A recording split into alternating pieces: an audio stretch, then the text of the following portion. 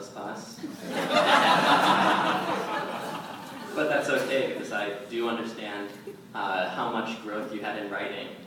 It's funny, earlier tonight, I was talking with Jonathan, and he talked about how he was considering maybe not majoring in history, because he'd have to write 100-page papers. And it's a lose-lose situation, because not only would he not want to write a 100-page paper, the professor wouldn't want to read it.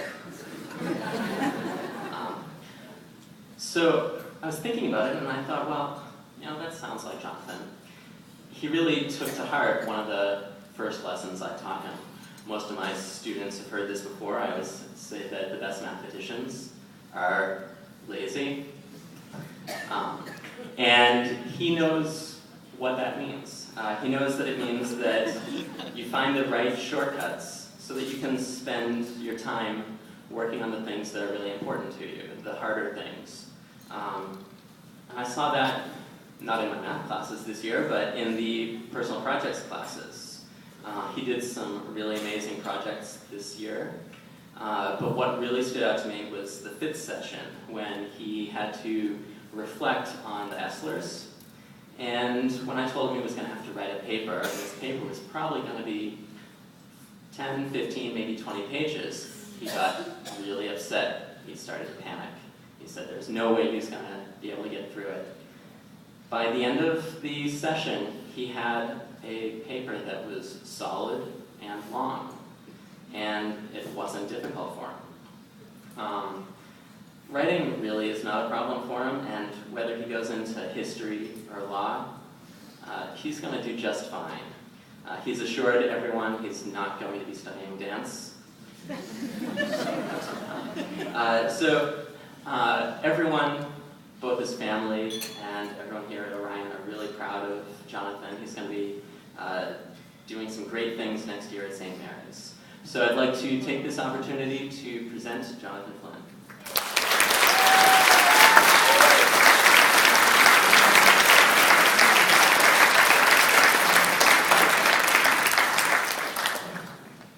I have to say, I always imagined what it would be like to graduate from high school, but now that I'm here, all I can think about is what it was like back before this. My previous school was nightmarish. It was a very bad environment for me, and as a result, I became even more distant from people than I already was. When I first came to Orion, I was a naive 14-year-old who read all the time instead of having normal human interactions with people.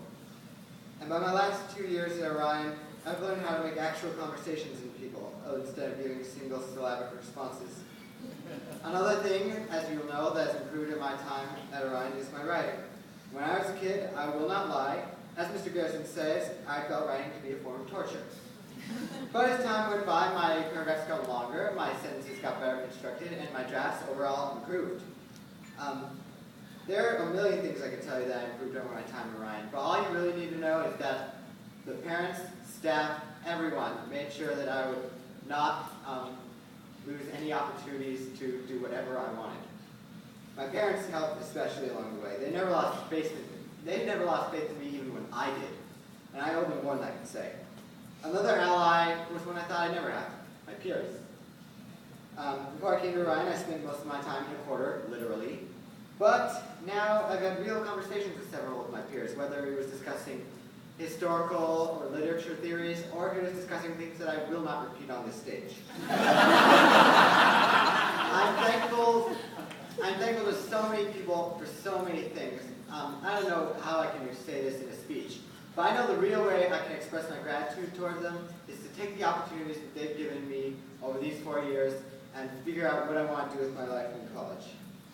Before I step down, I'd like to note one last thing.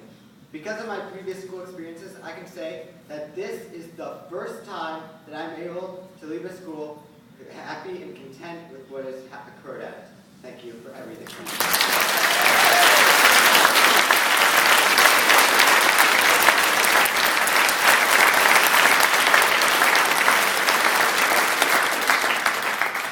Our next graduate will be introduced by Ms. Zing, and that's Benjamin Mage.